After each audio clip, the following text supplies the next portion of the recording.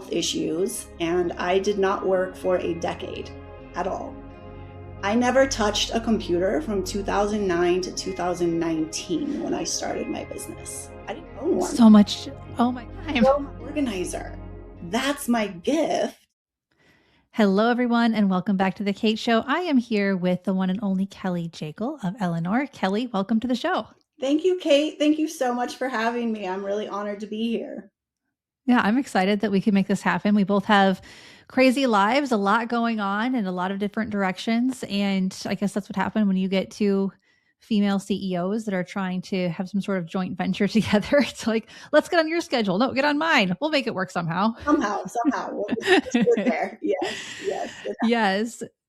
Now, for people who are not familiar with you, can you give a little summary of who you are, both of your businesses, and just what you have going on? Sure. Happy to. So I have a professional organizing business here in Denver, Colorado. And I have a team here that we service clients that are busy professionals, kind of like ourselves.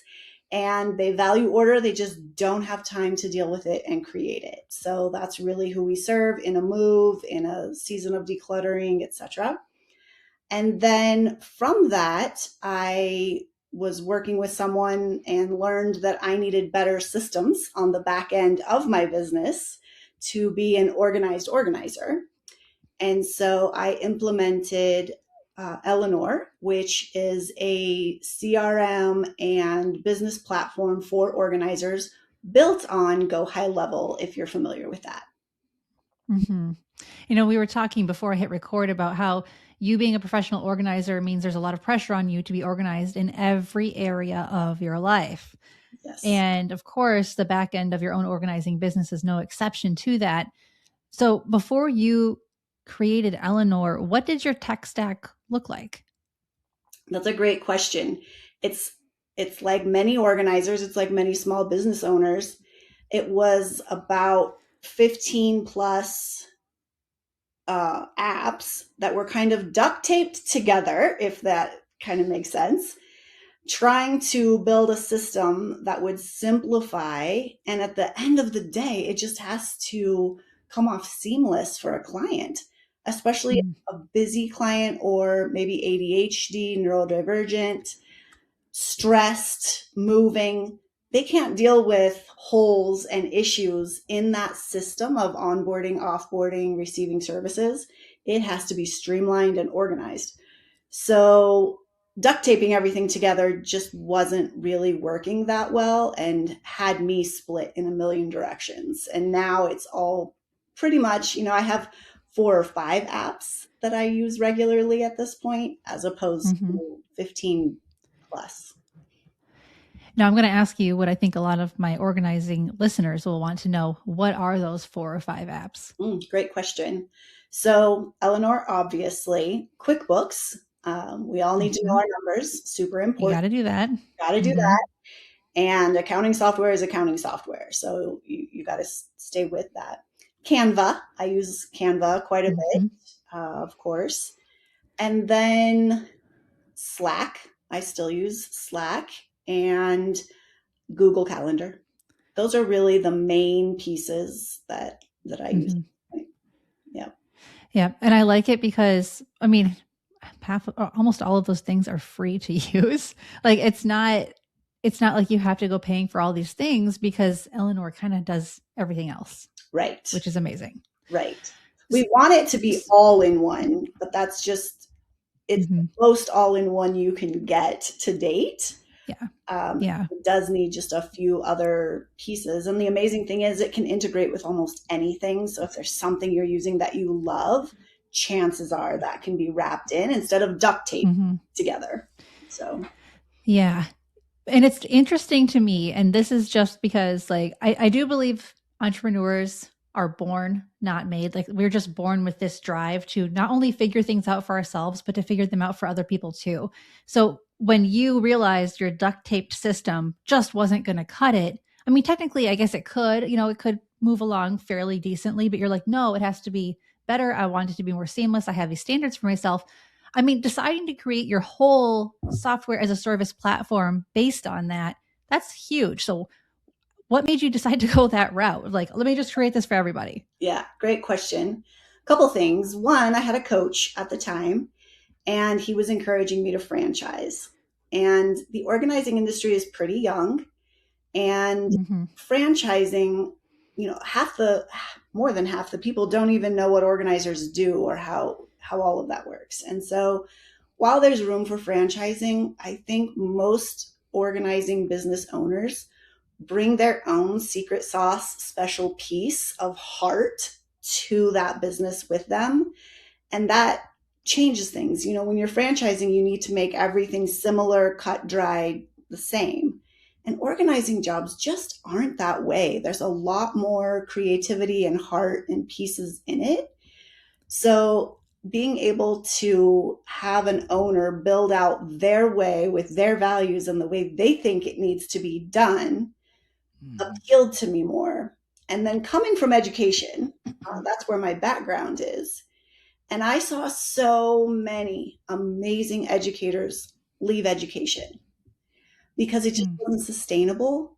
And it's really easy. Like you're saying that entrepreneurs are born. I think this service heart is born.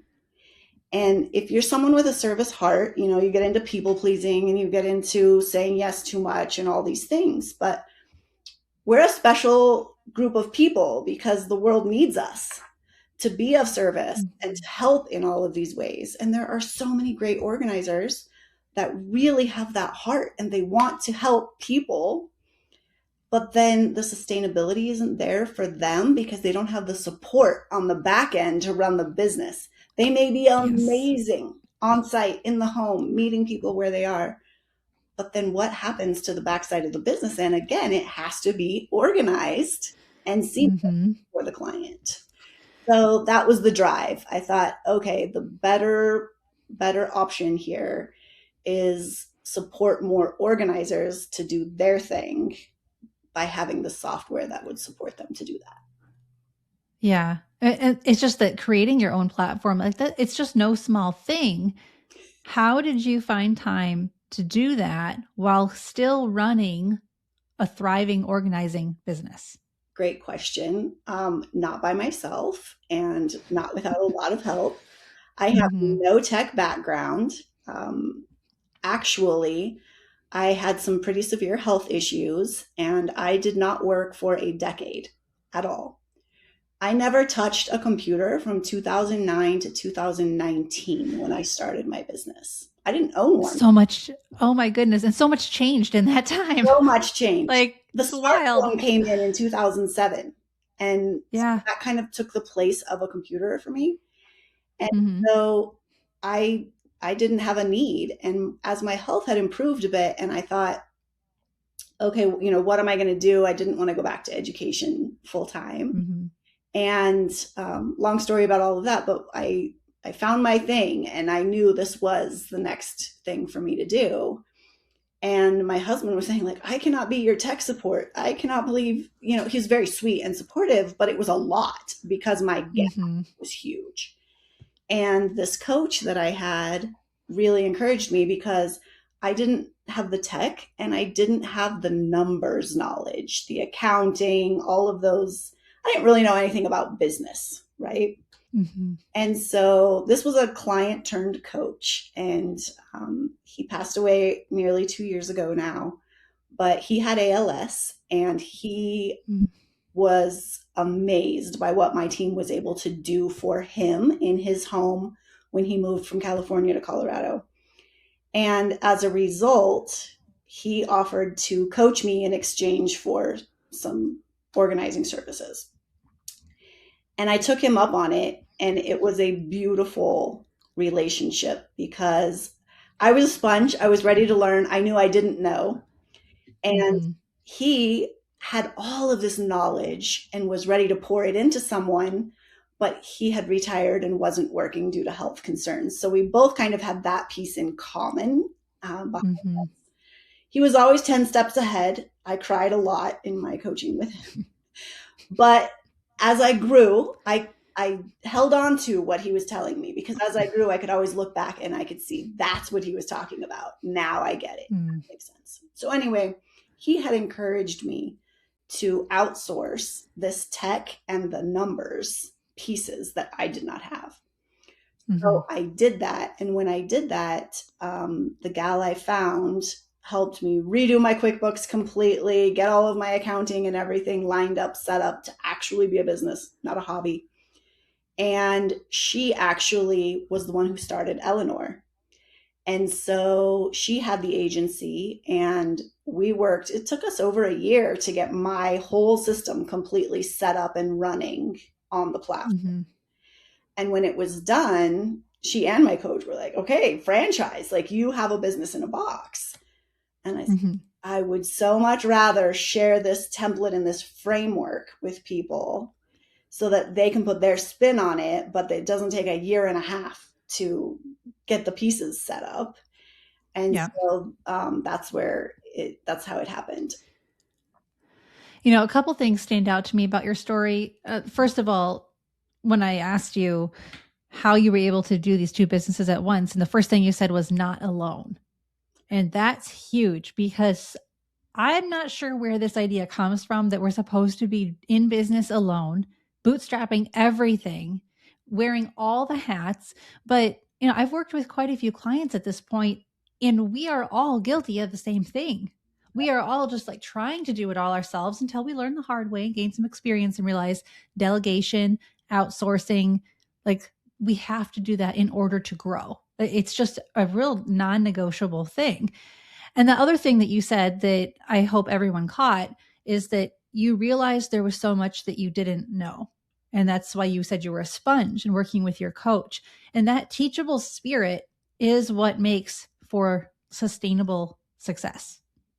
Because, you know, there of course are business owners who do know a lot, but they also feel like I know a lot. You know, can't teach me anything. I've got this and I've got ChatGPT. I'm good to go. Like, what more do I need? I mean, yeah. But having that teachable spirit is huge because we're never really there. At least that's what have you felt that way where it's like it's Always. never no business is perfect or done or complete. No. And the more you learn, the more you realize you don't know. Like it's always kind Yeah. of a mirage out there. But I think that's the way it's meant to be.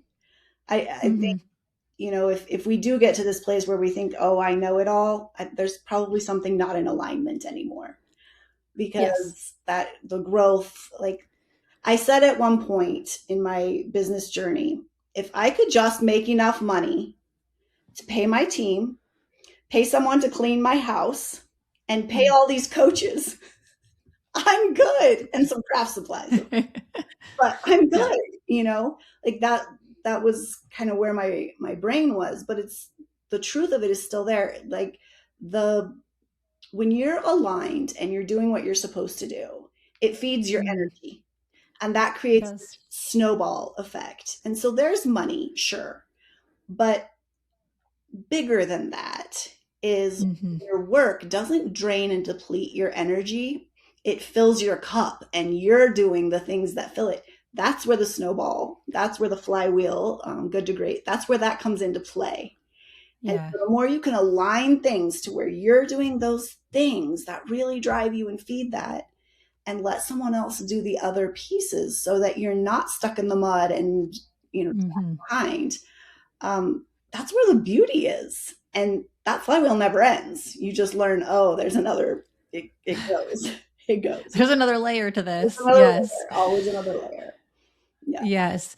Well, and I think it's the idea of not settling simply for success, but for significance, Right. aiming for that significance. And well, all my podcast listeners know, like I have a faith in God that drives everything that I do. And I know that we have those shared beliefs. And like without that as the compass, it would be so hard to stick to just one thing. It would be so hard to stay motivated and want to go to the next level if it was just for notoriety or if it was just for monetary gain, because those things are so unfulfilling. Right.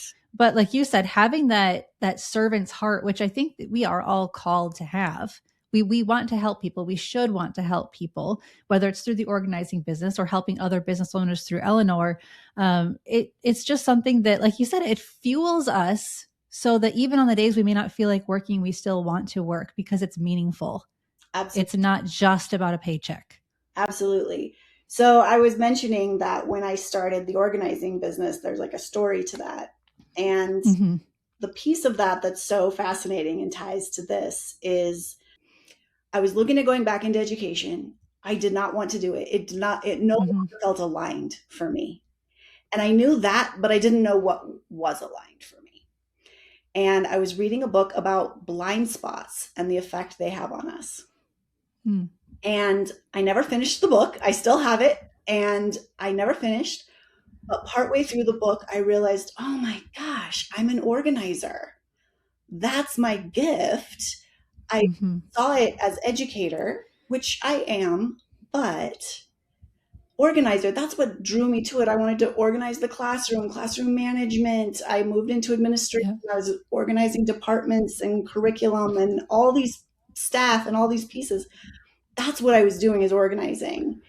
And I realized, looking to go back into the workforce, how was I going to work and manage my family and keep everything organized at home? Mm-hmm. People need this support, because who can do it all? Again, we can't do it all alone. Yeah. And so the idea was, 10 hours a week, I'll go help people in their homes and keep things organized, whatever. Mm-hmm. That was the original idea of it. Well, fast forward to now, and I think it still goes back to this other conversation, because we're looking at that bigger piece of what we're called to do. And Mm-hmm. sometimes, we hire coaches and we hire people to help us. And yes, I need to outsource accounting and I need to outsource, tech things. But the coaching that's been the most powerful is the coaching that's helped me learn what's my lane, what's my strength, what's my gift, Mm-hmm. and get Yeah. super clear about that. Because once that clarity is in existence, everything else comes after it. And when we're working in those strengths and those gifts, that flywheel takes place. And that's Mm-hmm. the most magical piece of all of it. And it makes all the rest seem okay. All the stress, Yeah. all the whatever. It's more irrelevant when we have that bigger piece. And that comes from God. Our desires Mm-hmm. actually on our heart to do, we don't pick that. That comes from God. Yeah. And if Yeah. we can uncover without judgment what that actually is, that's where the magic is. Yes. Oh, this reminds me of a moment that I had. I was probably only in business for like 2 years. And the first 2 years of my business were extremely difficult, like just so discouraging. I was so confused. And one day I got to the point where I was like, I should just shut it down. I should just be done. I wasn't praying, I wasn't talking to God, but all of a sudden I heard him say, I gave you your gifts for a reason. Wow. And I had like goosebumps and I was like, what? But he didn't explain. Of course. I had to figure it out. Of course. And it all makes sense now, because he gives us these gifts, this calling, this burning within us. We're never going to be truly fulfilled or happy or joyful if we're doing anything else. Right. And I think that's why so many people are miserable, and we have so many like mental health crises in this country. Well, I'm sure it's more than just the US, but just when we are fulfilling that God-given purpose, it's of course still hard, but that's good for us too. Right. And I wish I could remember where in the Bible it says this, because it's been coming up a lot in my life lately. Something about how it's good for a person to do meaningful work and to work hard. And I'm like, yeah, it is, because humans are just like German shepherds. When they're bored, they cause trouble. We do nothing but cause trouble if we are understimulated, if we are not challenged enough. I see that a lot with my own kids. My kids are just like all of the other kids. They're very smart. But if they're bored, they're naughty. And give them a purpose and they become happy and joyful and they want to do meaningful work. And that's what we were meant to do. You're 100% right. And I got my Montessori certification. And I don't know if you know about Dr. Montessori, but it's super fascinating. The brain research now is catching up to what she said 100 years ago. Mm-hmm. And when I did that training, it was better than all of my education experience and training combined. My Montessori training was incredible. Wow. And we spent an entire day talking about deviations. So things that kids do that are not what they're supposed to do. All these misbehaviors, whatever you want to call them, deviations. Mm-hmm. An entire 8-hour day we spent taking notes on all of the deviations. And then the next day, we were going to talk about the cure for the deviations. And unbelievable, there's one cure. It's meaningful work. You just said it. Yeah. Meaningful work, not busy work, meaningful work. And when Yes. a child is into something and it's meaningful work, all the rest just falls away. And we're the same way as people. When we're doing the meaningful work, all the rest just falls away. It was mind-blowing. I expected that we were going to spend a full day on all the cures for all the deviations and, line them up. Yeah. This is that and this is that. And all Yeah. of it went back to meaningful work. So, yep, you're 100% right. That is what it is. And I love that the truth is often so simple. Right. I love that. I love how God set that up. And I do think this is important for every, service-based business to hear right now, that if they're frustrated with how their business is going, maybe they're involved in the work that is someone else's meaningful work. Right. So what advice, what takeaway would you want to give to someone who's like, I've got to pause this episode right now so I can go do a job, but what should they be thinking about as they're at that job? From one experienced organizer to a brand new organizer, what is something that they should be asking themselves, pondering? What change do you think they should make? Just something that you wish you could have heard early on in your career as an organizer. Great question. I think that for someone new, well, I still have it as a little sticky note right here, the only sticky note that lives here all the time. But it says, did you do the things that make the money?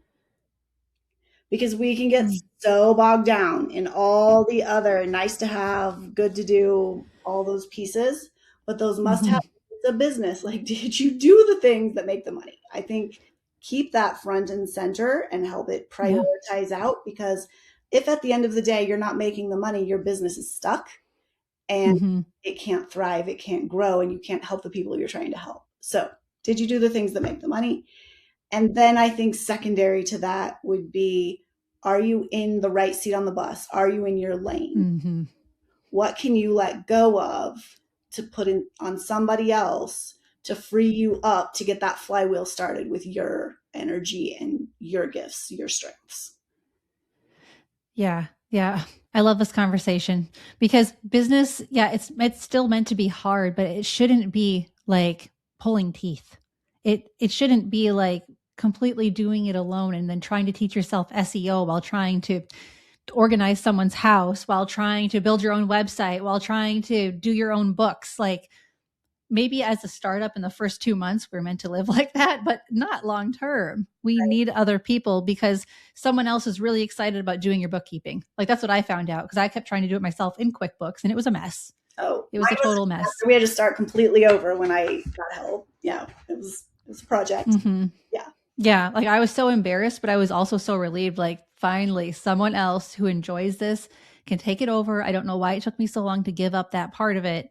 But I think that a lot of business owners have major control issues. I know that's something I'm always wrestling with. And the control issues come from fear. Like that's just where all that comes from. And taking the fear out of business is another big step that we get there on our own time. But I'm curious for the organizers who are like, okay, I need to simplify. I'm not in my lane. I've got all sorts of control issues, all sorts of anxiety because I feel like I'm responsible for making sure everything is done perfectly well. And I have no clue what I'm doing with half of them. Sounds like they would need Elenore. So tell me what Elenore does and why it's different from other platforms out there. Sure. So one of the biggest things that we hear from organizers all the time is that the communication is everywhere. So they're checking their DMs, they're checking Facebook, Instagram, maybe Home Advisor, Yelp, emails, text messages. And then if you're growing a team, communicating what the client said on the text message to get that back to the team. And it's just the whole communication trap. It can Mm-hmm. turn into a million tiny little pieces that chip away at your time and your energy. So one thing that Elenore does is it centralizes all of that in one screen, one place. I have a barrier set up on my phone so that I don't even get into social media during the day, and I'm not worried about it because I know that if it's a DM and something that needs to be addressed, it's going to come into our inbox on my computer, and I don't need to be out Mm-hmm. there surfing because we all know we can lose time that way. But all of it is centralized in this one place. So if you're a solopreneur or building a team, you your team, whoever you give permission to, can also see these conversations and see how things roll out and see what's happening. So I know when they message the client and say, "Hey, we're ready for you. We have some questions." Like I can pop in there and see that that's happening. So Mm-hmm. the side of me that wants a little more control, I feel like I have it because I see the communication roll out. I can check on it if I want to, but I don't have to be involved in it. And I'm not Mm-hmm. a million places to look for it. So that's a really big one that's different from really any other piece that I'm aware of for someone to have. Mm-hmm. On top of that, the automations, making it super simple so that if a client, I do a consult or someone on my team does a consult, we just click a button and it will send them the packages, the agreement, the invoice. So they sign the agreement. It takes them to pay 50%. They pay the 50%, and then we get back to, Mm-hmm. hey, let's get on the schedule. So just really streamlining and simplifying that so that from the client perspective, it was easy and not a task on their to-do list. Mm-hmm. And Yeah. so that for the team, everyone knows the same things and can Mm-hmm. stay in communication that way. No, I love the way this sounds. I'm like, oh, maybe this would be helpful for my business. There Because are over 2 million small businesses using Go High Level. So right. while Elenore is set up for organizers, we have people from Mm-hmm. other industries. We have photographers, dog groomer, like we have different people on the system. Mm-hmm. We're just really trying to build a community for professional organizers, but we can absolutely help lots of businesses build out and Yeah. streamline those pieces. Yeah, because I can see this making a lot of sense for home staging companies and interior design firms, and I know there's already platforms out there, but like you said, just the consolidation of communication, that's huge because that's the number one thing that derails projects. Just poor communication, whether it's from the client or from the business. That is significant. And you can also do other things with Elenore, such as you can build out a website through there. You can do email marketing, You can make text message marketing. funnels, emails.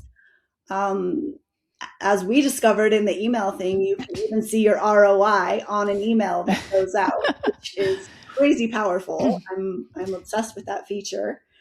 Instead of just going on my gut, well, nobody's responding, so it must not be working, but it is working. Well, so we should just like break that down for a second because we were both super surprised. So for everybody listening, we were just reviewing Keli's email marketing analytics because we do email marketing together, and you were kind of looking at it as well. Maybe it's got immeasurable metrics, which is a thing. Like in marketing, you can't always measure everything with a number. I wish you could, but you can't. But then Elenore is awesome because we went into your email campaigns and it had associated real dollar amounts, real money earned to each email newsletter that had gone out. It was so cool. And So other email marketing platforms don't do that. right. And I had the appointment with you because I was like, okay, I need to find the ROI here. And Mm-hmm. I wasn't anticipating we were going to find that little gold mine. I just thought, can you help me understand even what my open rate is supposed to be? Like, let's just Yeah. look at this. So we were just looking for what's my open rate and see if that was, Yep. which it was great. So that was also Mm-hmm. exciting. And then we discovered this little nugget and I was like, wow, so I have No doubt that's something I want to continue to outsource and have no business Mm-hmm. doing myself, because the dollars say that's the thing that's making the money. Like that Mm-hmm. off. So yes, keep Yeah. doing those things. Yeah. Yeah. And, it's funny because the questions that we were initially going to cover, like, where is the ROI? Like, everybody should be asking that about every part of their marketing, especially if it's something they are spending actual money on, and understanding that sometimes it's not measurable, especially if you're using a email marketing platform that doesn't associate a dollar amount. But like that right there is reason enough to use Elenore. Like in my opinion, like all the other features are amazing too, but that one just, I don't know why other platforms don't do that. I mean, MailChimp might be able to if you go through a whole lot of setup and it sounds like kind of a headache. But for organizers who would consider Elenore, what does the onboarding process look like? It does sound like there is pretty significant onboarding if you're going to put your entire business on there. But when it's on there, it's done. It's like ready to run seamlessly. So what does it look like? It's a great question. It's kind of like asking, how long is it going to take to organize my house?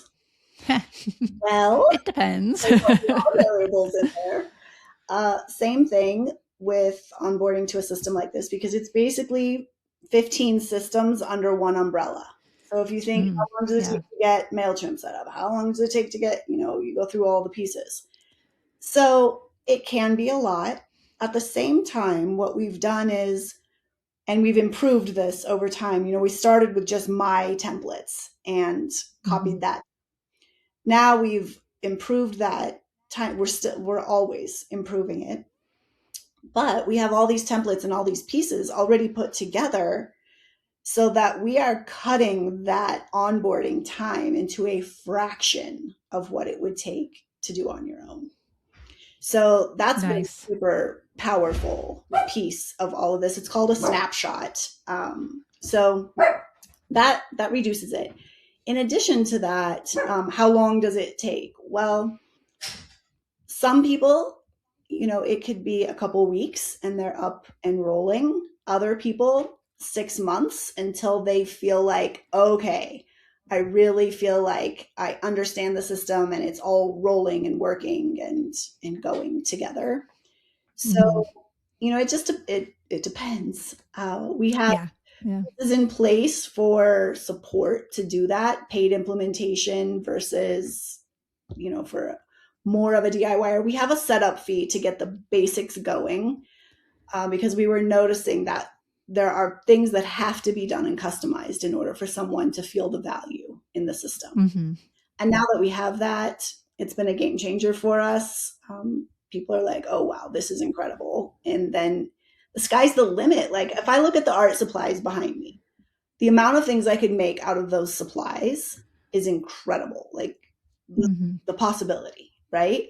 Yeah. And if you were to use the same supplies, what you would make is also incredible possibility, but it's going to look completely different.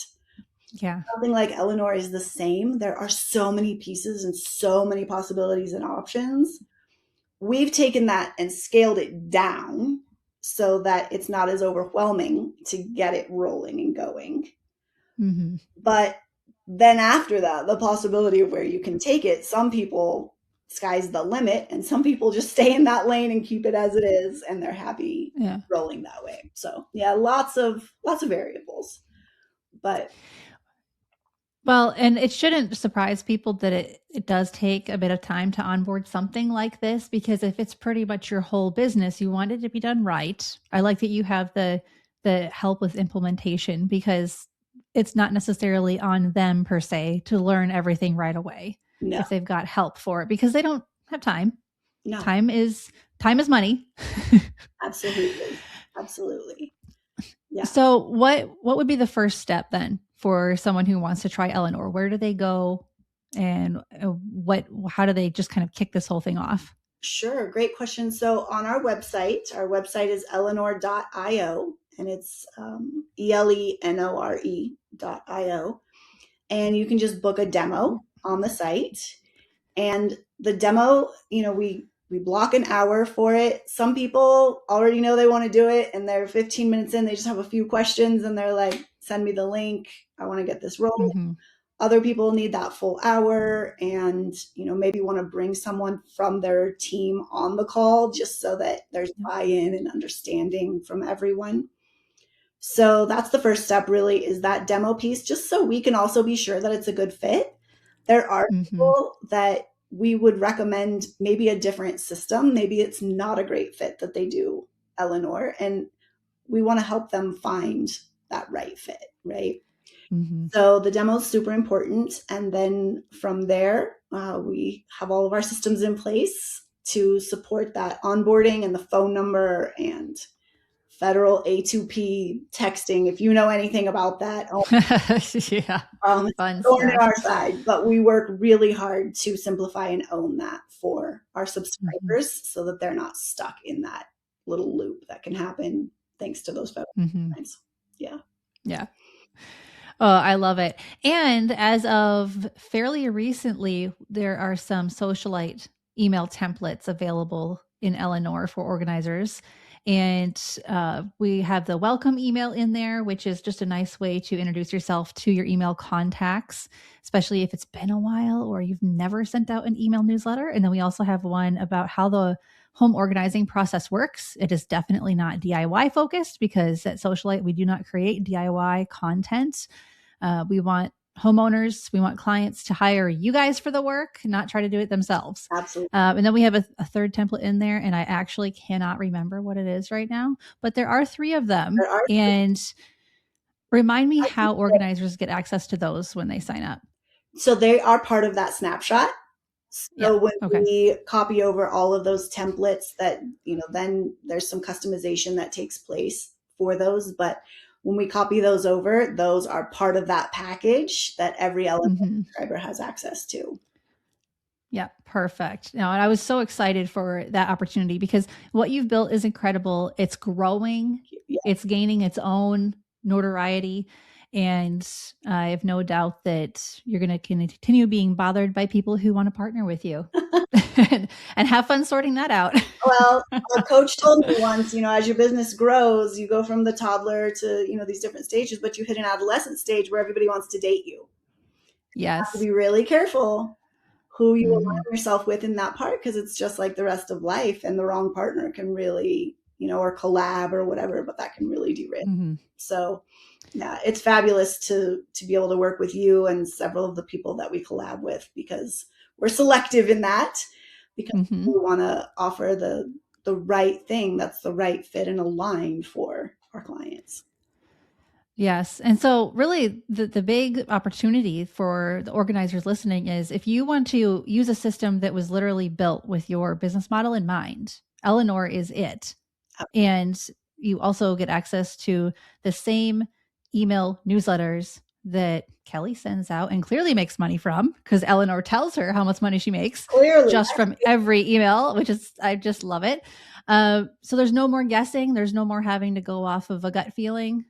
So much of business is a gut feeling. So it's nice to have some things that aren't. Yes. And yeah, Elenore just seems to have it all in one tidy package, which makes sense. Oh, well, thank you. It's been awesome to work on and create and offer and watch it grow. It's of course not Mm-hmm. where it was when it started. We're 3 years in on, this iteration and all the work. So yeah, it's been a blast to see where it's going and where it's come from, and where it's going to continue to go. So Yeah. And it's only been 3 years. That's the crazy thing. yeah. Yeah. Oh my goodness, time flies. So, well, thank you very much for your time. I know that you have a lot going on right now. So I'm really glad that we were able to get this out for all my listeners. And everyone, go to Elenore.io to book your free demo. Awesome. Awesome. If I could add one more thing before we completely close up, and it's kind of a Absolutely. but kind of based on everything we were talking about, there's a poem that I want to recite, and feel free to edit me out later. No, this is awesome. Yeah. But it really goes with what we were saying, and it's really been a guiding piece of my life. And I think that for a lot of business owners, whether organizer or any other industry, it can all feel like a lot, and sometimes we just don't know, are we doing what we're supposed to do? And and all the chapters come together. So I'm going to go ahead and say it. So Okay. you might have seen it at funerals, and this is not supposed to be sad. It's just my hope and my wish for everyone is that they would experience living this out in this lifetime, because it's a true gift. So it's called the loom or the weaver. I've seen it by different names, but it says, "My life is but a weaving between my Lord and me. I cannot choose the colors, he worketh steadily. Oftentimes he weaveth sorrow, and I in foolish pride forget he sees the upper, and I the underside. Until the loom is silent, and the shuttles cease to fly, shall God unroll the canvas, and reveal the reason why. The dark threads are as needful in the weaver's skillful hand as the threads of gold and silver in the pattern he has planned." Yes. Yes. Because we want to see the big picture, but we can't. We can't. And then some point, you'll look back and you'll say, oh, all these heartaches, all these tough things, all these good things, bad things, it all came together to put me where I am now. It all had a place. And that is the amazing, I'm 50 now, and it took me to 50 to really get to see and feel that, oh yeah, it all had its time and place and came together in this beautiful tapestry that impacts. And so give it time, and wherever you are in that journey, if you're in the gold threads or the dark threads or wherever you are, just know they're all coming together in a pattern. And I'm so glad the conversation went in that direction, because my brand and my podcast is about so much more than just business, because we're so much more than just business people. This is our life, but it's not the only life we have to look forward to. And it's just so helpful to keep that in perspective. And I have to say that one of the most common things I hear from people when it comes to the topic of God or religion or whatever is a lot of people feel very burned by it. A lot of people are like, well, if God's so great, why does he let children die? Why does he let terrorists do what they do? Why? Okay, valid questions. And I think that we as a collective, like followers of Jesus, have given the wrong answer for too long, which is, oh, well, God let that happen because it was his will. But I heard something the other day in a podcast that totally flipped that script. And it was that the reason the Lord's Prayer says or asks for God's will to be done on earth as it is in heaven is because God's will is not always done on earth, because we have this thing called free will, and people make terrible choices that hurt others and themselves. And God does not will for anyone to suffer. The Bible makes that very clear. But when people make terrible choices that do hurt so many other innocent people, God always has a plan for that suffering, to redeem it, to turn it into something beautiful. So those are the dark threads that he's, yes, that's what happens in this sinful, broken, fallen world. He turns around and makes a masterpiece out of it. And that's the redemption. And it's beautiful. Because without that, we would have no hope. No. Yeah. Absolutely beautiful. So, yes. Thank you. Thank you for having me. And I really appreciate it. It's been really fun to do. And I hope that someone finds this helpful and encouraging and knows, hey, be sure you're in your lane and keep going, because it does all come together.